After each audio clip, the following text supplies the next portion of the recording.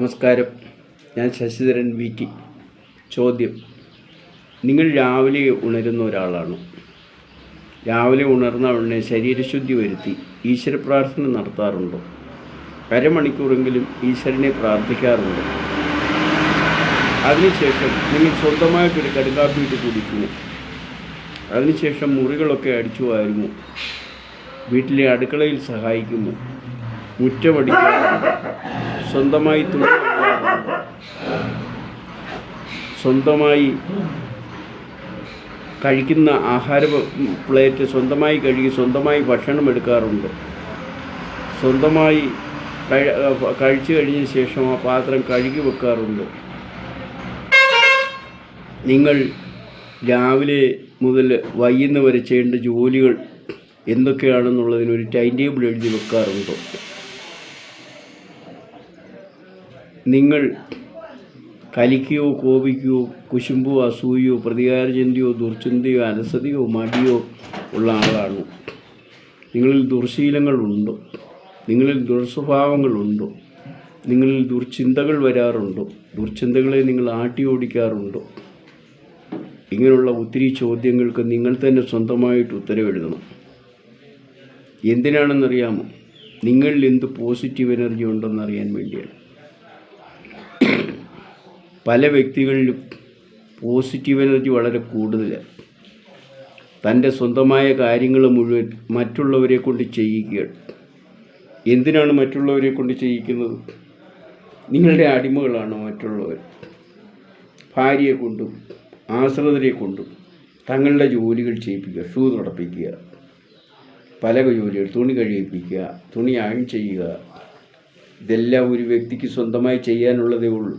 എന്നാൽ നിങ്ങൾ വളരെയധികം ജോലി തിരക്കുള്ള ആളാണെങ്കിൽ ഇതൊക്കെ മറ്റൊരാളെ കൊണ്ട് ചെയ്യിക്കാം. കാരണം എന്താണെന്ന് ചോദിച്ചാൽ നിങ്ങൾക്ക് സമയം കിട്ടാറില്ല. സമയം കിട്ടുമ്പോൾ നിങ്ങൾ ഈ ജോലികളൊക്കെ ചെയ്യണം. നിങ്ങൾ ഭാര്യയോട് കൂടുതൽ സമയം സംസാരിക്കാറുണ്ടോ? അതോ അവളെ ശാസിക്കുകയും കുറ്റപ്പെടുത്തുകയും ചെയ്യുകയാണ്? അവളുടെ ജോലിയിൽ അവളെ സഹായിക്കാറുണ്ടോ? നിങ്ങൾ മക്കളോട് സംസാരിക്കാറുണ്ടോ? അവരുമായി കുശലപ്രശ്നങ്ങൾ ചോദിക്കാറുണ്ടോ? അവരുടെ ആവശ്യങ്ങൾ നിറവേറ്റി കൊടുക്കാറുണ്ടോ? നിങ്ങളുടെ ഉദ്യാനത്തിലെ പൂന്തോട്ടങ്ങൾ ചെടികൾക്ക് വെള്ളമില്ലാത്ത സമയത്ത് നിങ്ങൾ വെള്ളം ഒഴിക്കാറുണ്ടോ? നിങ്ങളുടെ വീട്ടിലെ ജീവജാലങ്ങൾക്ക് സമയാസമയം ഭക്ഷണം കൊടുക്കുകയും കുളിപ്പിക്കേണ്ട ജീവികളെ കുളിപ്പിക്കുകയോ ഒക്കെ ചെയ്യാറുണ്ടോ? അതോ ഇതിനെല്ലാം ജോലിക്കാരെ നിർത്തുകയാണ്? ഒരു ജോലിയും ചെയ്യാതെ വീട്ടിലിരിക്കുന്ന പ്രായമായ ആൾക്കാരോട് ഞാൻ ചോദിക്കുക, നിങ്ങളുടെ വീട്ടിലെ കുട്ടികൾക്ക് എന്തെങ്കിലും ഒന്ന് പറഞ്ഞു കൊടുക്കാറുണ്ടോ? ചുമ്മാ പഠിക്കുമ്പോൾ വേണ്ട, നിങ്ങൾ അവരുടെ അടുത്ത് ഇരുന്നാൽ മതി.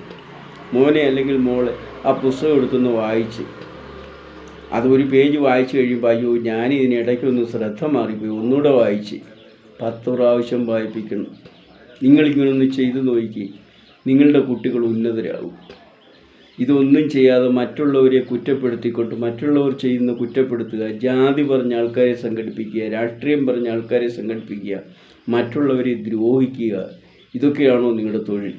ചതിച്ചും വഞ്ചിച്ചും പറ്റിച്ചും പണമുണ്ടാക്കുക, അമിത ലാഭം ഉണ്ടാക്കുക, ഇതൊന്നും ദൈവത്തിൻ്റെ നീതിക്ക് നിരക്കാത്തതാണ്. എല്ലാ മനുഷ്യരും തുല്യമായ കഴിവുള്ളവരാണ്. ഇന്ന് ജീവിച്ചിരിക്കുന്ന ഓരോ വ്യക്തി മരണപ്പെട്ട വ്യക്തികൾക്ക് പകരമായി ജീവിക്കുന്നവരാണ്.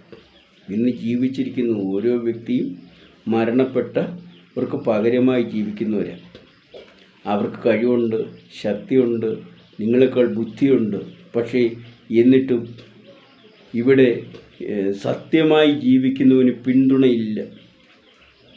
കള്ളത്തരം കാട്ടി ജനകോടികളെ പറ്റിച്ച് കോടികൾ സമ്പാദിച്ചും ദുഷ്ടന്മാർ പറയുന്ന കേട്ട് മറ്റുള്ളവരെ ആക്രമിക്കാൻ ഇറങ്ങിയിരിക്കുക ഒരു പറ്റം ഗുണ്ടകൾ. നിങ്ങൾ ആർക്കു വേണ്ടിയാണ് നിങ്ങൾ ഈ ചിലവാക്കുന്ന സമയം? നിങ്ങളുടെ ഭാര്യയ്ക്കും മക്കൾക്കും വേണ്ടി ചിലവാക്കിക്കൂടെ? ഗുണ്ടായുസം നടത്തിയാണോ നാട്ടിൽ നീതി നടപ്പാക്കേണ്ടത്? ഇവിടെ ബോധവൽക്കരണം നടത്തണം. ജനങ്ങളെ ബോധവൽക്കരിക്കണം. ബോധവൽക്കരിച്ചെങ്കിൽ മാത്രമേ ജനങ്ങൾ ബോധവാന്മാരാകുള്ളൂ. ഏറ്റവും വേണ്ടത് ബിഫോർ മാരേജ് കോഴ്സിൻ്റെ സേവനമാണ്, ബോധവൽക്കരണമാണ് നടത്തുന്നത്. കാരണം എന്താണെന്നറിയാമോ? ഈ ഭൂമിയിൽ ജനിക്കുന്ന ഓരോ കുട്ടി അവൻ ധാരാളം ജനിതക കുറവുകളുണ്ട്. ജീനിൻ്റെ അടുക്കും ഘടനയും ശരിയായിരിക്കും, പക്ഷേ അവയുടെ സഞ്ചാരം പറയാം. കൈമാറി തന്നൊരു ജീനുകളൊക്കെയും ക്രമം തെറ്റി ഓടുന്നതാണ് നാഥ. പലരിലും കൈമാറി കിട്ടിയ ജീനുകൾ ക്രമം തെറ്റിയാണ് ഓടുന്നത്. ക്രമമുള്ള ജീനുകൾ എന്നിൽ പകരാൻ എന്നിൽ കനിയൂ നാഥ. നല്ല ജീനുകൾ നമുക്കുണ്ടാകണം. അതിൻ്റെ സഞ്ചാരം ക്രമമായിട്ട് വേണം. ജീനിൻ്റെ സഞ്ചാരം ക്രമമായിട്ട് വരണമെങ്കിൽ ഒരു ലോഹദണ്ഡ് ചുമ്മാതിരിക്കുമ്പോൾ അതിലെ ഇലക്ട്രോണുകൾ ഒരു തേനീച്ചക്കൂടിന് ചുറ്റും തേനീച്ചകൾ സഞ്ചരിക്കുന്നത് പോലെയാണ് സഞ്ചരിക്കുന്നത്. എന്നാൽ അതിൽ കൂടി വൈദ്യുതി കടത്തിവിടുമ്പോൾ അതിലെ ഇലക്ട്രോണുകൾ ക്രമമായി സഞ്ചരിക്കും. ഇതുപോലെയാണ് നമ്മൾ പ്രാർത്ഥിക്കാതെയും ദുർചിന്തകൾക്കും ദുർസ്വഭാവങ്ങൾക്കും അടിമകളായാൽ നമ്മളിലെ ജീനുകൾ ക്രമരഹിതമായി സഞ്ചരിക്കും. നമ്മൾ ദിവസവും രാവിലെയും വൈകിട്ടും ഒക്കെ പ്രാർത്ഥിക്കുകയും സൽചിന്തകൾ നടത്തുകയും ചെയ്യുമ്പോൾ നമ്മളുടെ ജീനുകൾ ക്രമമായി സഞ്ചരിക്കും. ജീനുകൾ ക്രമമായി സഞ്ചരിക്കുന്നവരിൽ ദുർശീലവും ദുർസ്വഭാവവും കാണത്തില്ല. ജീനുകൾ ക്രമരഹിതമായി സഞ്ചരിക്കുന്നവരിൽ നെഗറ്റീവ് എനർജി കൂടും. നെഗറ്റീവ് എനർജി കൂടിയാൽ നിങ്ങൾ ദുർസ്വഭാവത്തിനും ദുർപ്രവൃത്തികൾക്കും അടിമകളാകും. അതുകൊണ്ട് ആരെയും ചതിക്കരുത്, വഞ്ചിക്കരുത്, പീഡിപ്പിക്കരുത്, ദ്രോഹിക്കരുത്, അമിതലാഭം വാങ്ങരുത്. സ്വന്തമായി അധ്വാനിച്ച് വേണം പിന്നെ ഭക്ഷണം കഴിക്കാൻ.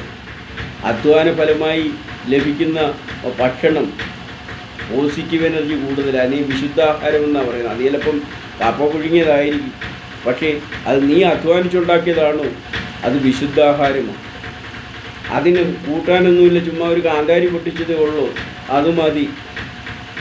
ജീവജാലങ്ങളെ നോക്കൂ, അവർ പിന്നെ പ്രാവ് അരിമണി മാത്രമാണ് കൊത്തി തിന്നുന്നത്. നല്ല ഭംഗിയില്ലേ അതിനെ കാണും. മയിൽ ധാന്യങ്ങളും പുഴുക്കളും ഒക്കെ കൊത്തി തിന്നുന്നത്. നല്ല ഭംഗിയില്ലേ അതിനെ കാണും. അപ്പം നമ്മൾ എന്ത് കഴിക്കുന്നു എന്നുള്ളതിനെ ആശ്രയിച്ചല്ല. പ്രോട്ടീനുകൾ വേണം, പോഷകം കഴിക്കണം, കഴിക്കണ്ടെന്ന് ഞാൻ പറയത്തില്ല. ഒരു മനുഷ്യൻ്റെ ആരോഗ്യം സംരക്ഷിക്കാൻ രാവിലെ മുതൽ വൈകുന്നവരെ കൂലിപ്പണി എടുക്കുന്ന ഒരാൾ എന്ത് ചെയ്യണം?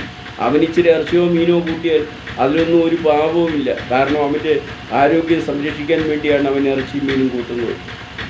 അതുകൊണ്ട് പിന്നെ ഈ ഇറച്ചി മീനും കൂട്ടുന്നവർ പിന്നെ മറ്റുള്ള സസ്യാഹാരങ്ങൾ ഭക്ഷിക്കുന്നവരുടെ മുമ്പിൽ വെറും മോശമാണ്. ഞാൻ ചോദിക്കുക, സസ്യങ്ങളെയും കൊന്നിട്ടല്ലേ നമ്മൾ ഭക്ഷിക്കുന്നത്? അതിൻ്റെയും കൊലപാതകമില്ലേ? ചുമ്മാതെ പിന്നെ വെണ്ടയ്ക്ക എടുത്ത് പച്ചയ്ക്ക് തിന്നുവാണോ? അരിയെടുത്ത് നെല്ലെടുത്ത് പച്ചയ്ക്ക് തിന്നുവാണോ? അത് പുഴുങ്ങി ഉണങ്ങി കുത്തുമല്ലേ? അപ്പോഴതിനെ ദ്രോഹിക്കുന്നില്ലേ? ഏത് ജീവജാലത്തെ, സസ്യങ്ങളെയാണെങ്കിലും ജന്തുക്കളെയാണെങ്കിലും നശിപ്പിച്ചാൽ അത് പാപം തന്നെയാണ്. അപ്പം മനുഷ്യന് ഭൂമിയിൽ ജീവിക്കണമെങ്കിൽ ഒന്നിൽ ജന്തുക്കളെയോ സസ്യങ്ങളോ ഭക്ഷിക്കണം. അങ്ങനെ ജീവിക്കാൻ പറ്റുള്ളൂ. പിന്നെ ഇറച്ചി മീനും കൂട്ടുന്നവരോട് നിങ്ങൾക്ക് എന്തിനാ ഇത്ര വിയോജിപ്പ്? അവർ നല്ലപോലെ കഠിനാധ്വാനം ചെയ്യുന്നവരാ. അവർക്ക് ഇറച്ചി മീനും ഇല്ലെങ്കിൽ നാളെ ജോലി ചെയ്യാൻ പറ്റത്തില്ല. അതുകൊണ്ട് അവരോടൊന്നും വിരോധം വേണ്ട. എന്തിനാ വിരോധിക്കുന്നത്? അവനവന് ഇഷ്ടമുള്ള പണി ചെയ്ത് അവനവൻ കുടുംബം പോറ്റുന്നത്. രത്നാകരനോട് ചോദിച്ചു സന്യാസിമാർ, നീ ചെയ്ത പാപമെല്ലാം ആരതിൻ്റെ ഫലം അനുഭവിക്കും? വീട്ടിൽ പോയി ചോദിച്ചു തരാമെന്ന് പറഞ്ഞു. ഭാര്യയോട് പോയി ചോദിച്ചു, നീ ചെയ്ത പാപമെല്ലാം അതിന് ഫലം ആരനുഭവിക്കുമെന്ന് ചോദിച്ചു. ഞാൻ ചെയ്യുന്ന പാപത്തിൻ്റെ ഫലം നിങ്ങളും കൂടെ അനുഭവിക്കുമോ? ഭാര്യ ഒരാട്ടും കൊടുത്തു. ചിലപ്പോൾ ഏതെങ്കിലും അസഭ്യം പറഞ്ഞുവെന്ന് എനിക്കറിയത്തില്ല. ഇവിടെ ഒരു ഗൃഹനാഥൻ്റെ പണിയാണ് സ്വന്തം ഭാര്യയും മക്കളെയും പോറ്റുക എന്നുള്ളത്. താൻ എങ്ങനെ കൊണ്ടുവരുന്നു എന്ന് ഞങ്ങൾക്കറിയണ്ട. അതിൻ്റെ ഫലം താൻ തന്നെ അനുഭവിച്ചാൽ മതി. പുള്ളി അന്ന് കാട്ടാളപ്പണി നിർത്തി. ഈശ്വരനെ ഭജിക്കാൻ പോലും അറിയത്തില്ല. രണ്ട് മരങ്ങൾക്കിടയിൽ നിന്ന് ആമര ഈമരം പറഞ്ഞ് രാമരാമയായി. അത് കഴിഞ്ഞ് രാമായണം എഴുതി. രാമായണം എന്ന് പറയുമ്പോൾ അത് ഹിന്ദുക്കളുടെ മാത്രമാണെന്ന് ധരിക്കരുത്. മീൻസ് അജ്ഞത എന്നാണ്. രാത്രി ഇരുട്ട്. നിൻ്റെ മനസ്സിലെ ഇരുട്ട് മാറണമെന്നാണ്, നിൻ്റെ മനസ്സിലെ അജ്ഞത മാറണമെന്നാണ്. അത് മാറിയെങ്കിൽ മാത്രമേ പറ്റുള്ളൂ. അത് ഭൂമിയിലെ സകല മനുഷ്യർക്കും വേണ്ടി എഴുതിയതാണ്. നിൻ്റെ മനസ്സ് നന്നാവണം. മനസ്സിലെ ദുർചിന്തകളും ദുസ്വഭാവങ്ങളും ദുർശീലങ്ങളും ഒക്കെ മാറ്റിയെടുക്കണം എന്നാണ് അതിൻ്റെ അർത്ഥം.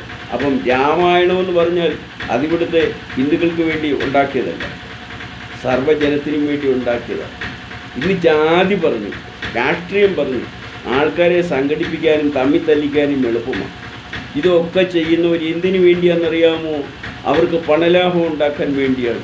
ഞാൻ ഇപ്പം നിർത്തുവാണ്, വണ്ടി ഇട്ട് ചുമ്മാ തിരപ്പിക്കുക. അതുകൊണ്ട് നന്ദി, നമസ്കാരം.